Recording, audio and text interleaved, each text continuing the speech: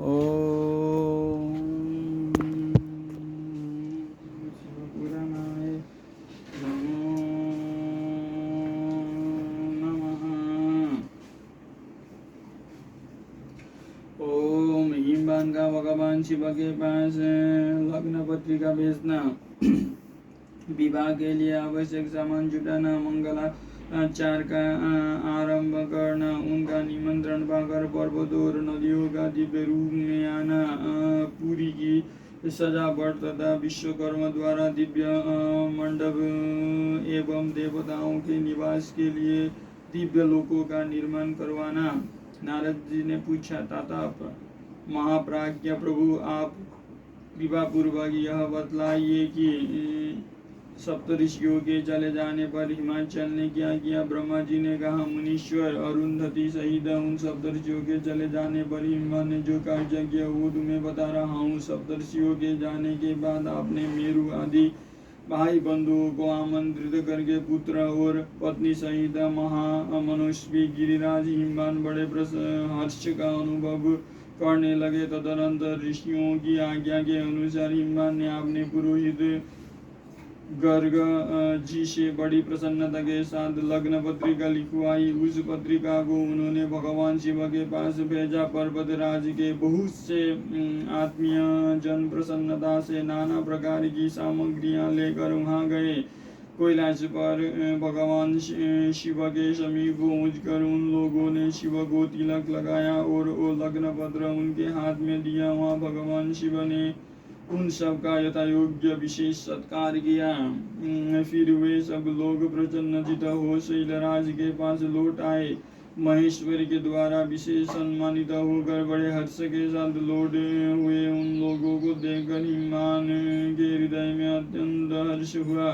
तत्पश्चात आनंदित हो शैलराज ने नाना दिशों में रहने वाले अपने बंधुओं को लिखित निमंत्रण भेजा, जो उन सबको सुख देने वाला था। इसके बाद वे बड़े आनंद और उत्साह के साथ उत्तम अन्न एवं नाना प्रकार की विवाहोचित सामग्रियों का संग्रह करने लगे। उन्होंने चावल, गुड़, शक्कर, आटा, दूध, दही, घी, मिठाई, नमकीन पदार्थ, मक्खन, पकवान, महान स्वादिष्ट रस और नाना प्रकार के व्यंजन इतने अधिक एकत्र किए कि सूखे पदार्थों को पहाड़ खड़े हो गए और द्रव पदार्थों की बावड़ियां बन गई। शिव के पार्षदों और देवताओं के लिए हितकर नाना प्रकार की वस्तुएं, भांति भांति के बहुमूल्य वस्त्र, आग में तपाकर शुद्ध किए हुए सुवर्ण, रजत और विभिन्न प्रकार के मणिरत्न, इनका तथा अन्य उपयोगी द्रव्यों का विधि पूर्वक संग्रह करके गिरिराज ने मंगलकारी दिन में मांगलिक करना आरंभ किया। पर्वतराज के घर की स्त्रियों ने पार्वती का संस्कार करवाया। भांति भांति के आभूषणों से विभूषित हुई राज भवन की उन सुंदरी स्त्रियों ने सानंद मंगल कार्य का संपादन किया। नगर के ब्राह्मणों की स्त्रियों ने स्वयं बड़े हर्ष के साथ लोकाचार का अनुष्ठान किया। उसमें मंगल पूर्वक भांति भांति के उत्सव मनाए गए। हर्ष भरे हृदय से उत्तम मंगलाचार का संपादन करके हिमालय भी सर्वतो भाव से बड़े प्रसन्न हुए और आपने निमंत्रित बंधु जनों के आगमन की उत्सुकता पूर्वक प्रतीक्षा करने लगे। इसी बीच में उनके निमंत्रित बंधु बांधव आने लगे। देवताओं के निवास भूत गिरिराज सुमेरु दिव्य रूप धारण करके नाना प्रकार के मणियों तथा महारत्नों के यत्न पूर्वक साथ ले अपने स्त्री पुत्रों के साथ हिमालय के घर आए। मंदराचल, अस्ताचल, उदयाचल, मलय, दंदूर, निषद, गंधमादन, करवीर, महेंद्र, पारियात्रा, कोच, पुरुषोत्तम, शैल, नील, त्रिकूट, चित्रकूट, बैकट, श्रीशैल, गोकामुख, नारद, विंध्य, कालंजर, कैलाश तथा अन्य पर्वत दिव्य रूप धारण कर अपने स्त्रियों पुत्रों के साथ बहुत सी भेंट सामग्री ले वहाँ उपस्थित हुए। दूसरे द्वीपों में तथा यहाँ भी जो जो पर्वत है वे सब हिमालय के घर पधारे। शिवा और शिव का विवाह है यह जानकर सबने बड़ी प्रसन्नता के साथ वहाँ पदार्पण किया। सोनभद्र आदि नद और संपूर्ण नदियाँ दिव्य नर नारियों के रूप धारण कर नाना प्रकार के अलंकारों से अलंकृत हो शिव पार्वती की विवाह देखने के लिए आए। गोदावरी, यमुना, सरस्वती, बेनी, गंगा, नर्मदा तथा अन्य श्रेष्ठ सरिताएं भी बड़ी प्रसन्नता के साथ हिमवान के यहाँ आई। उन सब के आने से हिमालय की दिव्य पूरी सब ओर से भर गई। वो सब प्रकार की शोभाओं से संपन्न थी। वहाँ बड़े बड़े उत्सव हो रहे थे। ध्वजा पताकाएं फहरा रही थी। वंदना बारों से उसकी अधिक शोभा होती थी। चारों ओर चदोबे तने होने से वहाँ सूर्य का दर्शन नहीं होता था। भांति भांति की नीली पीली आदि प्रभा उस पूरी को शोभा बढ़ाती थी।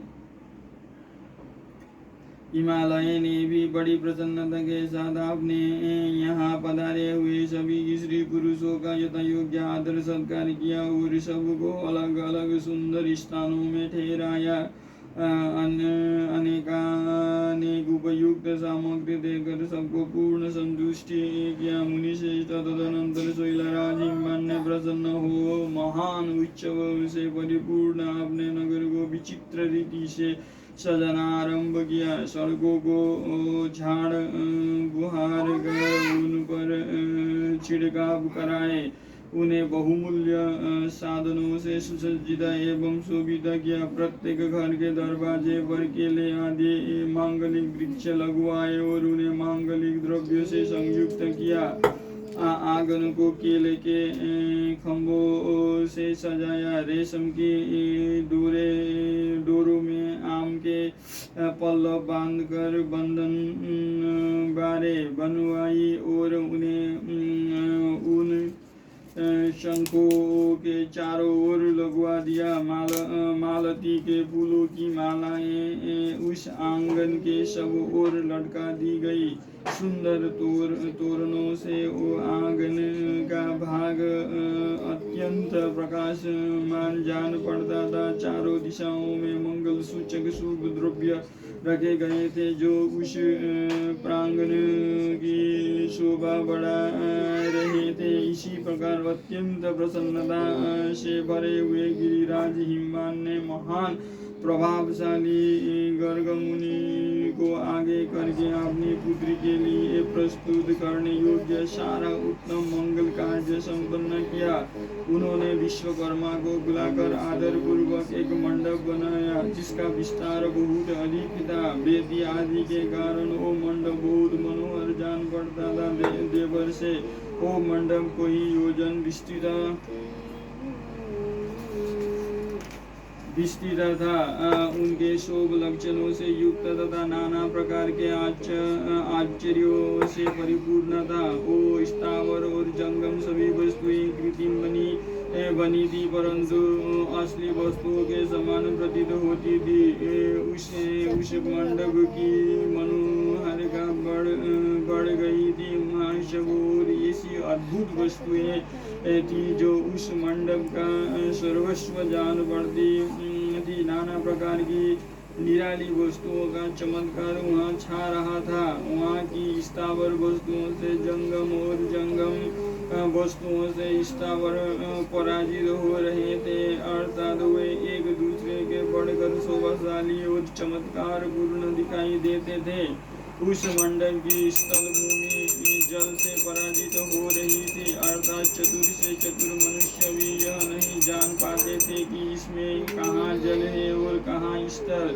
कहीं कृत्रिम सिंह बने थे और कहीं सारसों की पंक्तियाँ कहीं बनावटी मूर्ति जो अपनी सुंदरता से मन को मोह लेते थे, कहीं कृत्रिम स्त्रियां थी जो पुरुषों के साथ नृत्य करती हुई देखी जाती थी। वे कृत्रिम होने पर भी सब लोगों की ओर देखती और उनके मन को मोह में डाल देती थी।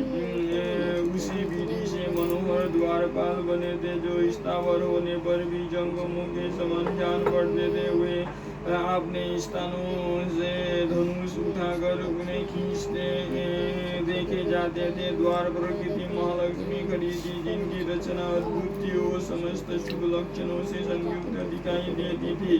उन्हें देखकर ऐसा जान पड़ता था मानो क्षीर सागर से साक्षात लक्ष्मी ही आ गई है। उस मंडप में स्थान स्थान पर सजे सजाते कृत्रिम हाथी खड़े किए गए थे जो असली हाथियों के समान ही प्रतीत होते थे। घोड़सवारों सहित घोड़े और हाथी सवारों सहित हाथी बनाए गए थे। जहाँ जहाँ रथियों सहित रथ बने थे जो कृत्रिम अश्व से ही खींचे जाते थे। उन्हें देखकर लोगों को बड़ा आश्चर्य होता था। इनके सिवा दूसरे दूसरे कृत्रिम वाहन भी वहाँ खड़े थे। पैदल सिपाहियों की कृत्रिम सेना भी वहाँ मौजूद थी। उन्हें प्रसन्न चित्त वाले विश्वकर्मा ने देवताओं और मुनियों को भी मोह आश्चर्य में ढालने के लिए वहाँ ऐसी अद्भुत रचनाएं की थी। मंडप के सबसे बड़े फाटक पर कृत्रिम नंदी खड़ा था जो शुद्ध स्फटिक मणि के समान उज्ज्वल कांति से सुशोभित होता था। भगवान शिव के वाहन नंदी की जैसी आकृति थी ठीक वैसा ही वो भी था। वो उस कृत्रिम नंदी के ऊपर रत्न विभूषित महादिव्य पुष्पक शोभा पाता था जो पल्लवों तथा श्वेत चामरों से सजाया गया था। उसके वाम पार्श्व में दो कृत्रिम हाथी खड़े थे जिनका रंग विशुद्ध केसर के समान था। वे 4 दांत वाले बनाए गए थे और 7 वर्ष के पाठों के समान दिखते थे। वे परस्पर स्नेह करते से प्रतीत होते थे। उनमें बड़ी चमक थी।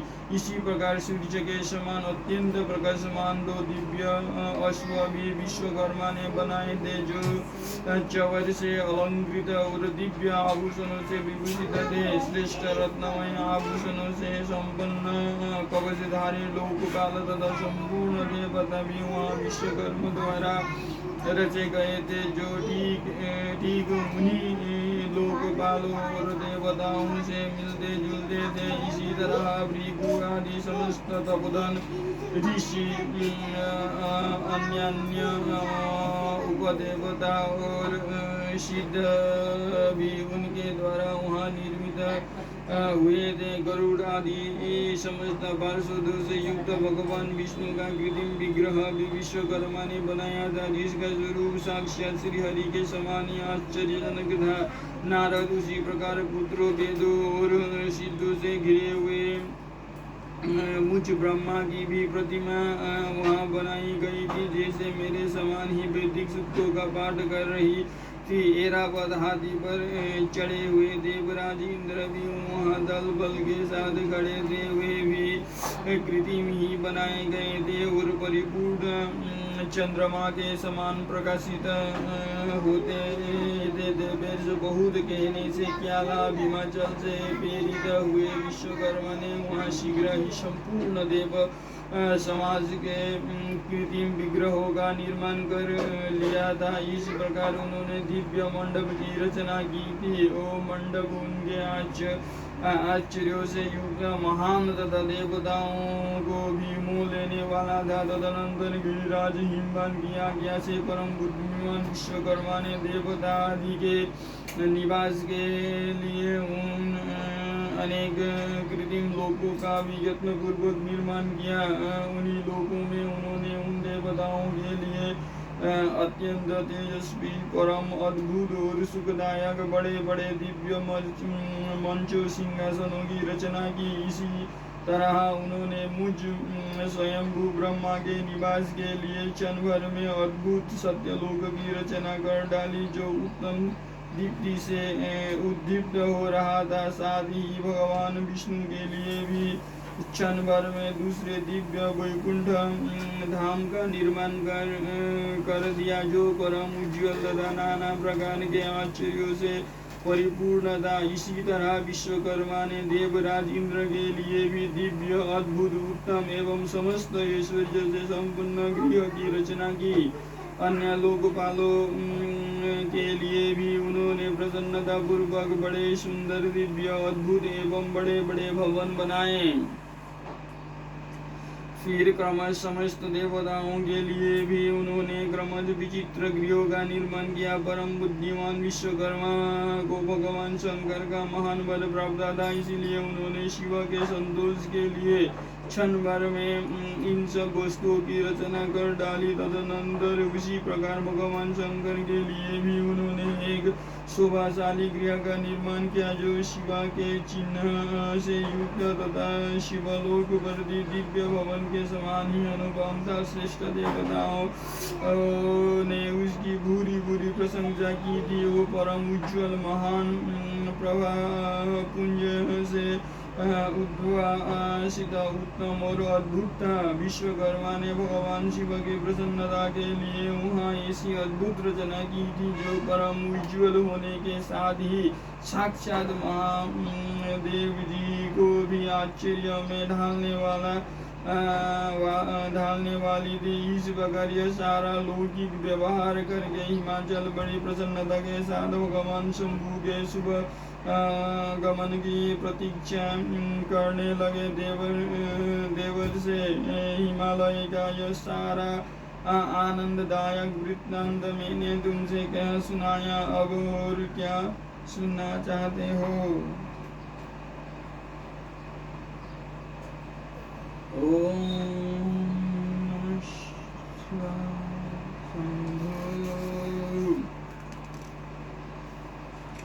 अगले अध्याय में पढ़ेंगे भगवान शिव का नारद जी के द्वारा सब देवताओं को निमंत्रण दिलाना, सबका आगमन तथा शिव का मंगलाचार एवं ग्रह पूजन आदि करके कैलाश से बाहर निकलना।